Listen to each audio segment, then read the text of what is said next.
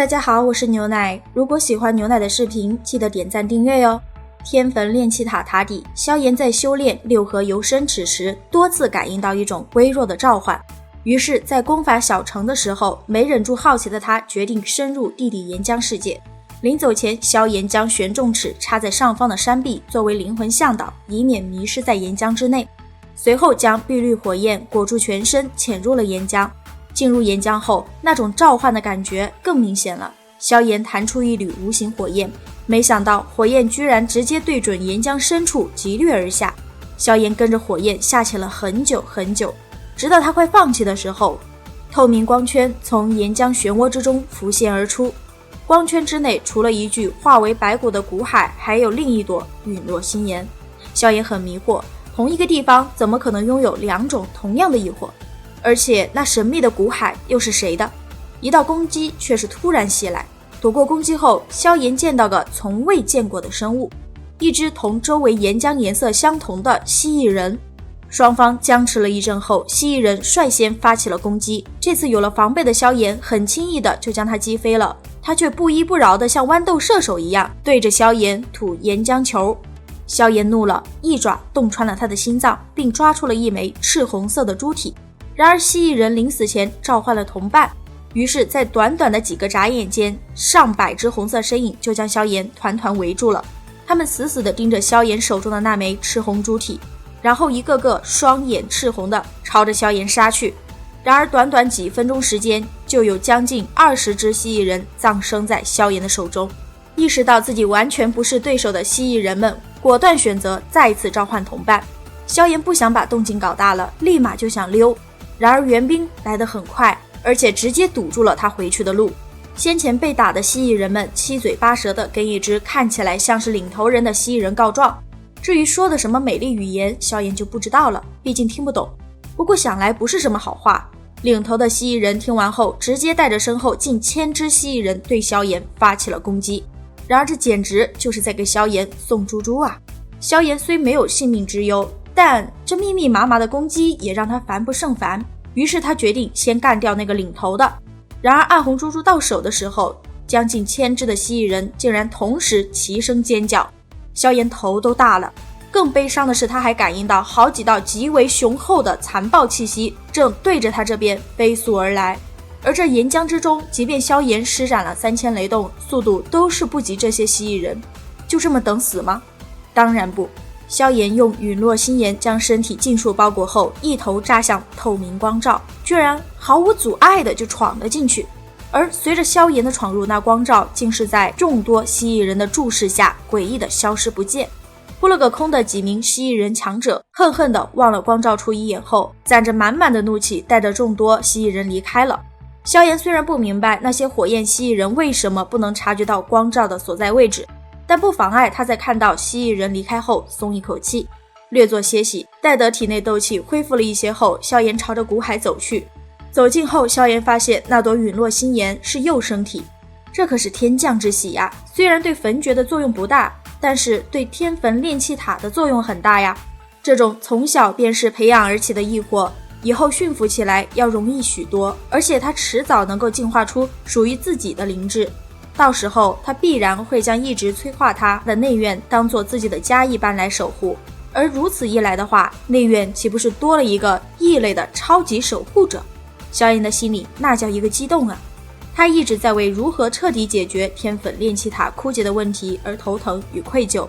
如今这出现的陨落心炎幼生体，无疑将会极为完美的将这一问题解决掉，而他心中的那一丝愧疚也终于能够彻底的消散了。想到这里，萧炎咧着嘴就想把这朵幼生体陨落心炎捕获，然而一股巨力却是悄然的将他给凝固住了。一白发白袍的虚幻人影出现了，瞥了萧炎一眼，他缓缓道：陨落心炎。没想到他还是被人收服了。萧炎一惊，立马极为客气的道：不知老先生在此，小子冒昧闯进，还望见谅。虚幻人影并未答话，而是直接招走了萧炎体内的陨落心炎。萧炎心头一沉，怒声道：老先生，你这是何意？却见陨落心炎宛如一条无形的长蛇，乖巧地在老人的手掌之上缠绕徘徊。怎么，很奇怪？似是知道萧炎心中的疑惑，老者瞥了他一眼后淡淡的道：因为我是这陨落心炎上一届的主人，虽然你炼化了它，但它对我依然没有太大的抗拒性，而且控火之术，难道你还比得过我这老头子不成？听得这话，萧炎的眼瞳顿时一缩，旋即干声笑道：老先生便不要戏耍小子了，当初我在收取陨落心炎时，可未曾察觉到它是有主之物，你自然察觉不到，因为我在临死前便放其自由。那时候说它是无主之物，倒也没错。白发老者微笑道。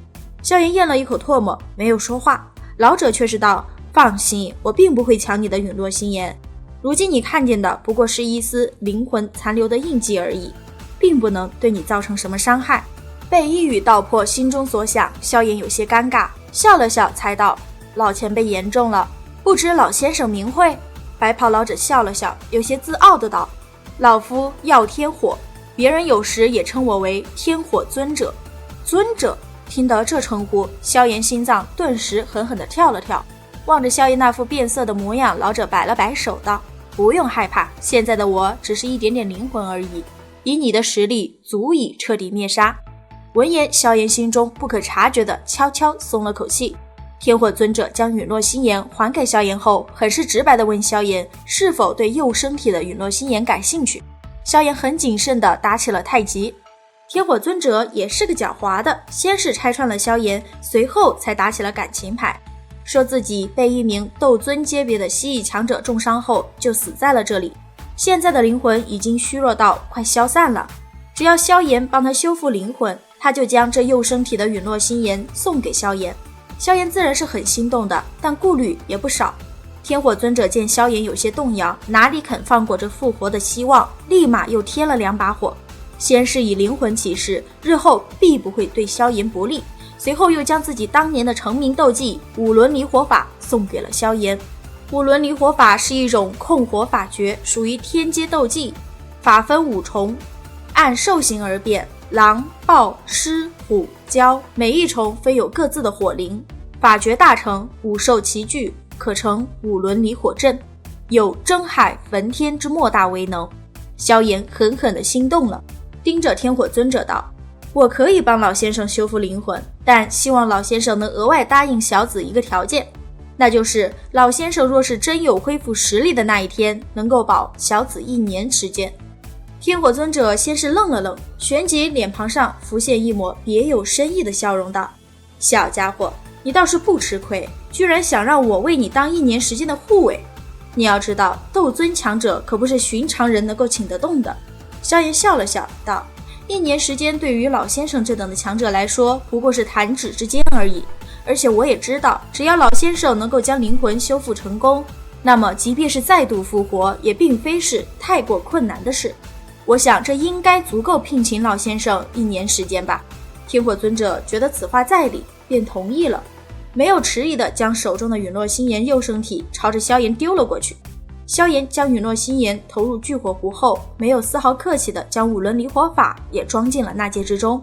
天火尊者不由得无奈地摇了摇头，然后望向那堆骨骸叹息道：麻烦将我的这些骸骨也收起来吧，斗尊强者的骨骸也是有着一些特殊作用的。对于天火尊者的这点要求，萧炎自然是不会拒绝的。做完这一切后，达成共识的2人就开始研究怎么逃跑。萧炎有些担心这些蜥蜴人闯上迦南学院，天火尊者表示不用担心，这些生物只能够生存在岩浆之中，离开岩浆就会自动死亡。萧炎松了一口气后感慨道：世界之大，无奇不有，这里还不是岩浆之底，若是更下面，不知道会有着什么东西。天火尊者却是告诫萧炎不要过于好奇，因为下面有着连他都惧怕万分的气息，那些神秘的火翼蜥蜴族很可能只是守门者。萧炎听到这里出了一身的冷汗，之后打定主意尽快离开这个该死的岩浆世界，这里令得他实在是太压抑了。然而要离开就得先将实力恢复。萧炎心思一动，取出一枚红色珠体就塞进嘴中，利用异火将它炼化，然后吞噬，效果很是喜人。对于萧炎而言，这火珠可以说是极为不错的补品。只是一枚并算不得多高级的火珠，就使得萧炎体内的斗气迅速充盈。见得萧炎起身，天火尊者偏过头笑着道：待会儿我会拼尽全力使用空间之力为你遮掩岩浆波动，而你便抓紧时间吧，以我现在的状态并不能维持多久。萧炎微微点了点头，心中却还是庆幸，还好没有利益熏头干什么鲁莽之事。这天火尊者虽说状态极差，但很明显并非他所说的那般毫无反抗之力。见状，天火尊者手印轻动，淡淡的空间之力从白色纳戒中扩散而出，然而光照裂开的那一刹，躺在萧炎纳戒之中一直毫无反应的古玉却是突然有了动静。感应到这一切的萧炎目光忍不住地对着身后瞥了一眼。萧炎明白，如今的他的确需要力量解救父亲与药老，但若是命都丢了，再强的力量也是毫无作用。待得日后拥有真正的实力之后，再来这岩浆世界一探究竟不迟。不再犹豫的萧炎猛然加速，最终跟着玄重尺的指引，在天火尊者的帮助遮引下冲出了岩浆。做完自己能做的事后，天火尊者就化为光影钻进了雪白纳戒之中。萧炎却是打定主意利用火珠争取以最快的时间突破六星斗皇。这一次突破，萧炎只用了2个月。这期间，萧炎不仅将六合游身尺运用的越发熟练，还将5轮离火法研习入门了。天火尊者或许是灵魂过于虚弱，从未出现过。萧炎突破后不久，见他久久没有消息而找来的苏谦大长老就到了。萧炎直接就将聚火壶交给了他。感受到壶内是真正的陨落心炎后，大长老快急哭了。他以为萧炎将自身体内的陨落心炎交还给他了。如果真是这样，萧炎很可能日后会寸步不进。萧炎又是感动又是好笑的同苏谦解释了这是另一朵。搞清楚情况的苏谦大长老可是高兴坏了，宛如宝贝般的捧着聚火壶，一脸笑容的对着萧炎道：辛苦你了，小家伙，你取走一个野性难驯的成熟异火，但最后却还了内院一个听话的幼生体异火，这之间便算是彻底了清了，所以你以后也不用再心怀愧疚，而我也不用再担心被劈头乱喷了。苏谦在心里默默补充道。随后苏谦跟萧炎说道：寒风有消息了，这个家伙趁着地魔老鬼阵亡之后，将魔岩谷全盘接收了。萧炎表示，这个家伙无论如何都不能放过，否则以后会有更大的麻烦。苏谦问到萧炎打算什么时候动手，萧炎十分坚定地说道：现在。出了天坟炼气塔后，萧炎2人直奔议事厅。从萧厉口中得知，寒风正在召集多方势力想要组建联盟。萧炎很清楚，这联盟一旦组建成功，将会给萧门以及迦南学院造成极大的威胁。于是萧炎也开始召集势力，准备搞事情。寒风搭建好戏台的当天，诸多势力都来了，其中就有莫天行、阴山老人以及金银二老。寒风的戏唱的是极好，先是说迦南学院怎么强横，挑起众人的惊惧，再说魔岩谷元气大伤，地魔老鬼也死了，没有钳制的萧门定然会扩张，而到时候遭殃的一定会是在场的某一个势力，让众人人人自危，之后引出中心思想，想要建立联盟保护自己。最后说明有一定影响力的莫宗主以及阴山老人皆是赞同。可惜在场的众人都不是傻的，黑角域都是些什么人大家很清楚，信任在黑角域简直就是奢侈品，谁都怕所谓的盟友背后捅刀子。再有，既然是联盟，就必然会有盟主，那么谁来当呢？寒风见一时间无人响应，笑了笑道：联盟之事只是在下的一点提议而已，成也不成也得看大家。不过到时候萧门真要是找上门来，若是不想死的话，大家也就早点投降归顺罢了。此话一出就是王炸，而猫在一旁看完全程的萧炎不得不为这精彩的表演献出自己的掌声。韩盟主可真是识时务，照你这么说，现在的你是否该领着人跪地投降了？突兀的掌声令得众人皆是一惊，旋即猛地转头，就见萧炎领着一群人走进了广场。寒风眯了眯眼后冷笑：萧炎，没想到你居然还有胆子自己送上门来，还真当在座的诸位是草芥不成？萧炎很聪明，直接就挑明说自己所针对的就只是寒风以及魔岩谷而已，与其他人无关，但若是有人想要插手，那就砍手。目光转向一旁的莫天行以及阴山老人身上，萧炎听不出喜怒的道：莫宗主以及阴山老先生是打算站在魔岩谷以及寒风一方了？二人表示自己不是跟韩风一伙的，只是想要菩提化体闲。韩风一听顿时怒了，这两个家伙的话明显就是服软，这一露怯谁还会支持联盟？偏过头，萧炎对着身旁的金银二老使了个眼色，接收到信号的金银二老冲着萧炎拱了拱手，冷喝道：萧门主，今日是魔岩谷邀请宾客的日子，不请自来者还请离去。萧炎没有答话，一道细微的雷鸣声之后，萧炎就扣住了二人的脖子，很是嚣张地表示他们两个现在没有资格与他这般说话。望着那几乎是如同瞬移般出现在金银二老身后的黑袍青年，全场的人都惊呆了。韩风觉得老丢脸了，暗骂这两人是蠢货。莫天行直勾勾地盯着萧炎的古意，想起自家的拍品，暗道真是亏到姥姥家去了。如果让他知道萧炎从那魔兽干尸得到的好东西远不止这古意，不知道会不会被气哭呢？萧炎将手中的金银二老震晕后，像丢垃圾一样的丢了出去，那身体砸在地面上响起的沉闷声音，令得不少人的眼皮跳了跳。做完这些之后，萧炎突然对莫天行道：莫宗主，贵宗少宗主最近是否一直在昏迷之中？莫天行一听，直接怒吼道：我儿子中毒之事是你搞的鬼！当初你我处于敌对，他也想置我于死地，我施展点手段也是正常之事吧？萧炎平淡的道：其实是小医仙给莫牙下的毒。莫天行呼吸一滞，旋即咬了咬牙，沉声道：解药交给我，我可以当做此事从未发生过。萧炎却是表示解药可以给，但不许再插手萧门与魔岩谷之间的事。韩风一看这强烈的盟友要被萧炎弄走了，立马表示自己也可以解毒。萧炎却是瞥了韩风一眼，然后忍不住的摇头嘲讽道：你倒是很看得起你自己。炼药师与毒师是两种泾渭分明的职业，寻常毒素一些解毒丹便可以解决，但莫牙少宗主体内的可不是什么普通毒素，这一点想必莫宗主应该最为了解。所以你若是想要将你儿子的命交给一位并不擅长毒术的炼药师的话，或许风险不小哦。莫天行到底是心疼儿子的，他赌不起。得到萧炎的承诺，又暗自将萧炎记入小本本后，莫天行就离开了。准确的表达是离开韩风阵营，转入旁观。随着莫天行的离开，在场的氛围变得非常微妙。场中一些定力不够的强者开始有些受不了这种盘踞在心头上的压迫，悄然离席。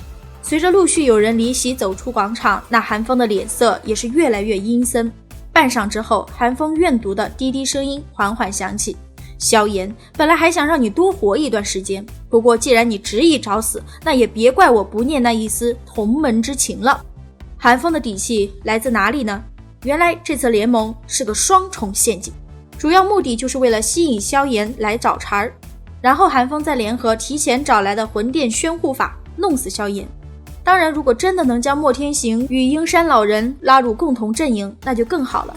出场的宣护法拉完一波仇恨后，就直接使出了万魂噬灵阵。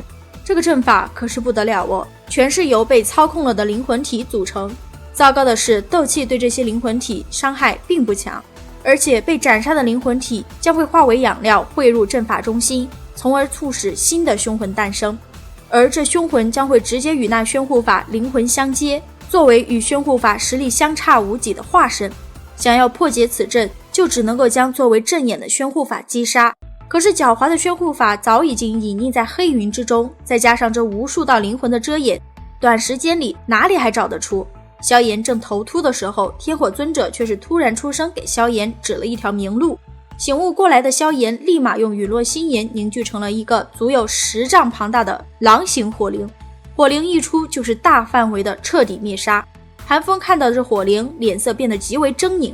萧炎什么时候懂得如此高深的控火之法了？这般控火之法，即便是如今的他也是难以达到，但萧炎居然做到了。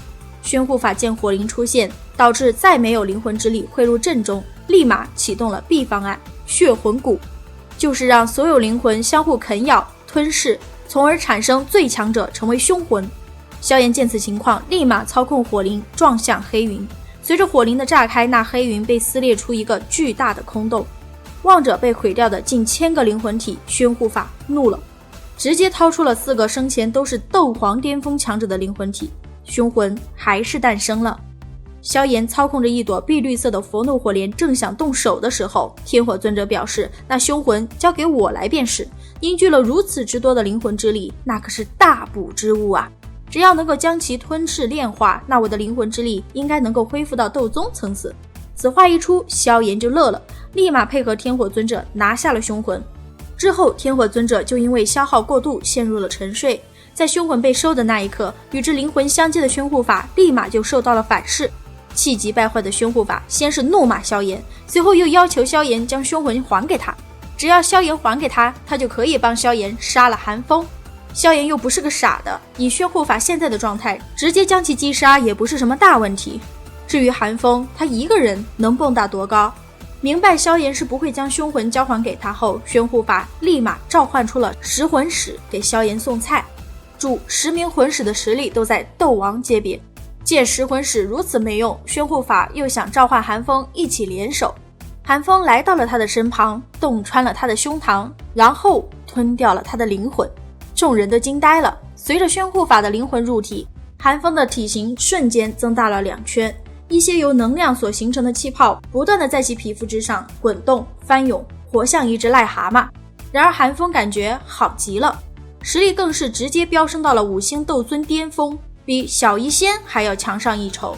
小医仙盯着那气势不断攀升的寒风，轻声道：“我来对付吧。”萧炎轻吐了一口气，沉声道：“帮我争取点时间。”小医仙嫣然一笑，点了点头道：“虽说他这状态要打败他的确有些难度，但拖住他我有着绝对的把握。”萧炎却是笑不出来了，轻叹了一声道：“尽量别解开恶难毒体的封印了。然而不解是不可能的，不解开就根本不是寒风的对手。”寒风见解开封印的天毒女如此难搞，直接就冲着萧炎去了。小医仙哪里肯给他机会偷袭萧炎？如此几次反复，寒风的脸庞终于变得铁青，决定集中精力先解决掉小医仙。然而天毒女可不是白叫的，萧炎还是成功凝聚成了3色火莲。寒风很清楚火莲的威力，凝成大片的黑雾就想逃，然而哪里跑得掉？寒风再次现身时，不仅毛发尽焚，衣袍尽毁，还满身血泡，连手臂也没了半截。然而这还不是最惨的，在萧炎丢出火莲的时候，小医仙就在上面下了毒。吸取上次魔毒般的教训，小医仙这次很果断的就发动了血誓。寒风的皮肤彻底变成了鲜血烟花，那近乎彻底破烂的身体也在高空坠落后变成了一滩烂肉。至此，萧炎终于干掉了大师兄，替药老清理了门户，报了仇。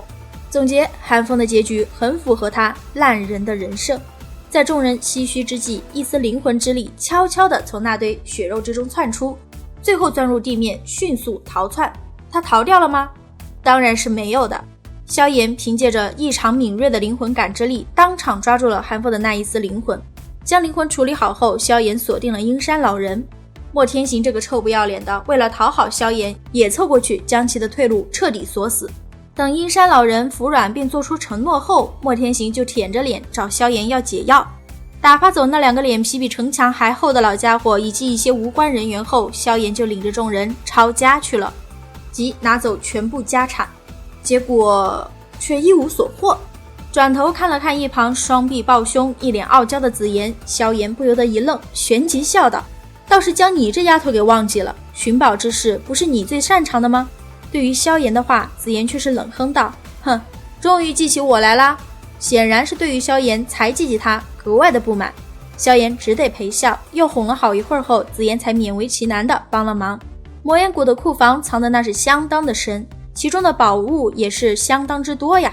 卷轴是一架一架的，药材是一柜一柜的，其中还有4个被光罩护住的古朴木盒。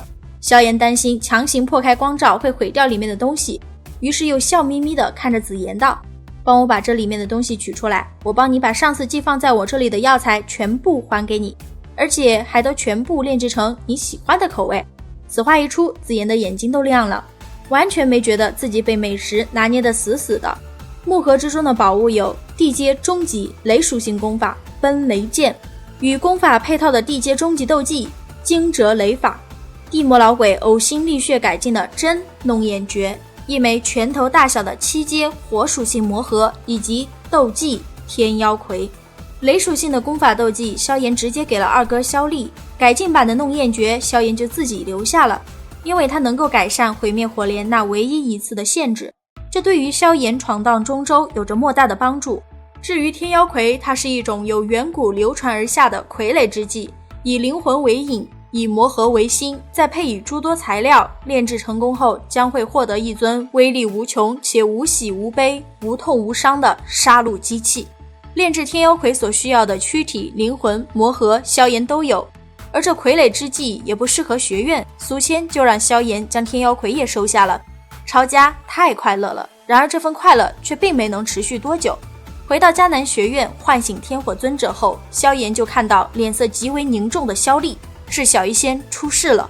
频繁的解开封印导致小医仙的恶难毒体提前爆发，苏谦等人察觉到时，已经有几名学员不慎中毒昏迷。萧炎赶到时，苏谦已经完成了空间封锁，并严令禁止其他人靠近。房间内，萧炎轻声安慰着小医仙：“放心吧，没事的，还有我呢。”将手指搭在小医仙手腕处，萧炎查探到小医仙体内几乎全部被毒气所弥漫。要知道，一旦毒气入脑，小医仙就将会和历代恶难毒体的拥有者一样。望着萧炎那十分难看的脸色，小医仙轻声道：“萧炎，这段时间跟着你，我过得很快乐。你是我的第一个朋友，或许也将会是最后一个。若我真的走到了那一步，请你不要留守。这里的学院我很喜欢。”萧炎一听这交代遗言一样的话，顿时呵斥道：“闭嘴，瞎说什么！”被凶了的小医仙却是笑了。被在意的人全心全意、满心满眼的关心着、在意着的感觉，应该是幸福的吧。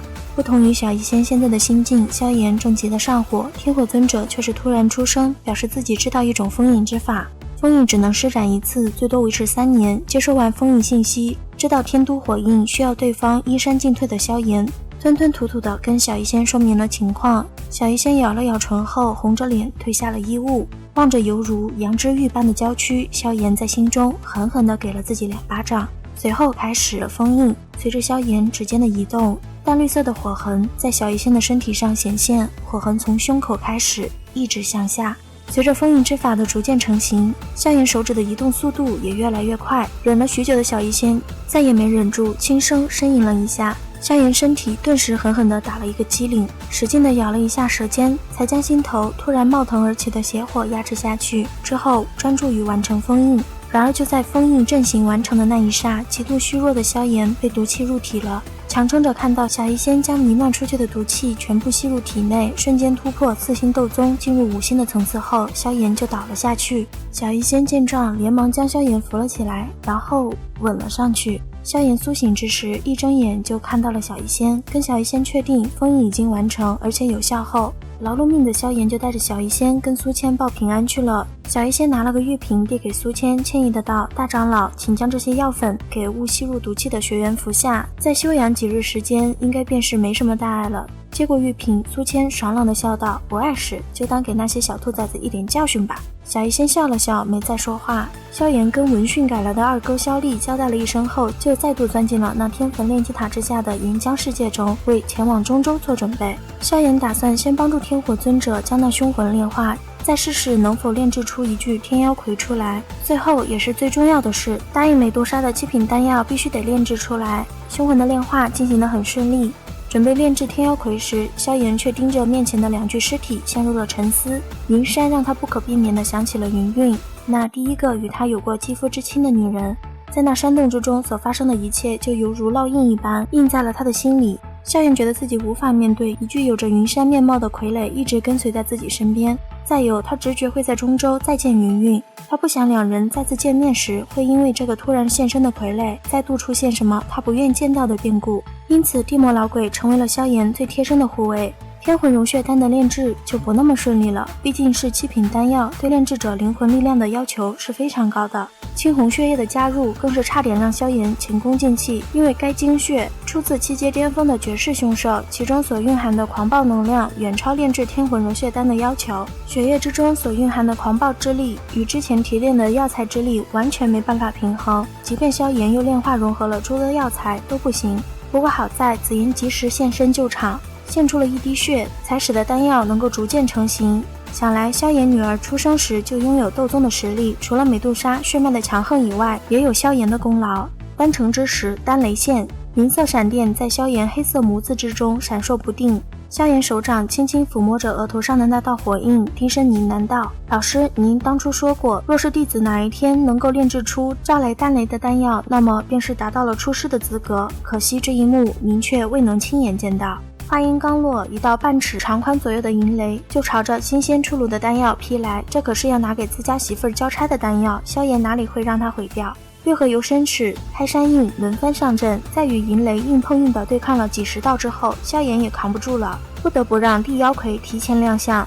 地妖魁很强，实力至少5星斗宗，与雷霆之力硬刚，并未对他造成任何损伤，反而除去了他体内的斑驳杂质。但雷剑确实刚不过，完成了任务就散了。萧炎却是在收好天魂融血丹后，直接将闯入体内的雷霆之力炼化了，一举突破至7星斗皇，晋级成功了。小医仙对着萧炎柔声道：这几日辛苦守护了，走吧，等交代完一些事情后，或许我们也是该离开了。闻言，小医仙一愣道：要离开了吗？什么时候？偏过头，萧炎笑着道：3日之内。交代完事情，又特意叮嘱萧丽一定要将天魂融血丹交给美杜莎后，萧炎就坐着苏千大长老送的施救兽，带着小医仙、新兰和紫妍一同前往了唯一一座拥有着通往中州的空间虫洞的城市。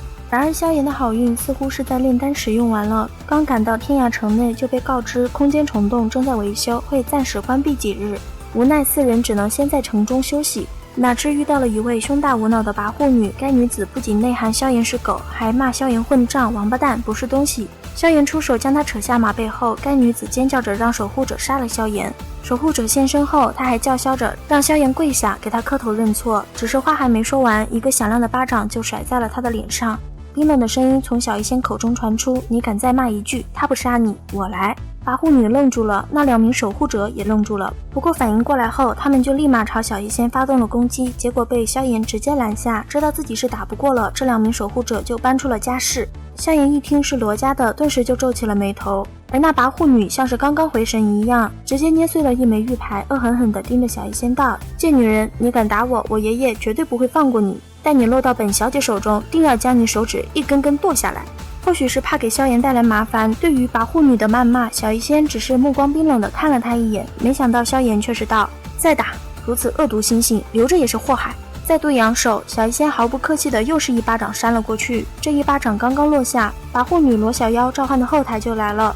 罗家老祖是个能屈能伸的老人家，本想来硬的给孙女撑腰的他，发现自己打不过后，立马亲自给萧炎道了歉，并舔着脸求身为斗宗强者的小医仙帮忙修复空间虫洞，报酬是6阶天毒蝎龙兽的魔核。萧炎哪有不同意的，虽然比不过7阶，但关键时刻他就是小医仙的救命稻草。有了小医仙的加入，虫洞很快就维修好了。罗成守信地将魔核交给萧炎后，建议萧炎多等一段时间再离开，因为刚刚维修完的虫洞并不稳定。萧炎却是表示有急事得立马离开，实则却是自己迫不及待地想去中州。罗成见状没有再多说什么，而是直接送了一艘空间船给萧炎。这次萧炎可是不听老人言，吃亏在眼前喽。眼看着快要通过虫洞了，空间壁却是因为不明外力变得虚化。最终萧炎在空间风暴的拉扯下，拼尽全力将小医仙等人所在的空间船送出虫洞后，自己一头撞进了那蕴含着空间之力的通道之内，不知道被传送到哪里去了。好了，本期分享就到此结束喽，视频都看到这里了，给牛奶点个赞吧。订阅了的朋友记得开启小铃铛哟，这样就不会错过牛奶的更新啦。感谢您的耐心观看，拜拜，下期再见。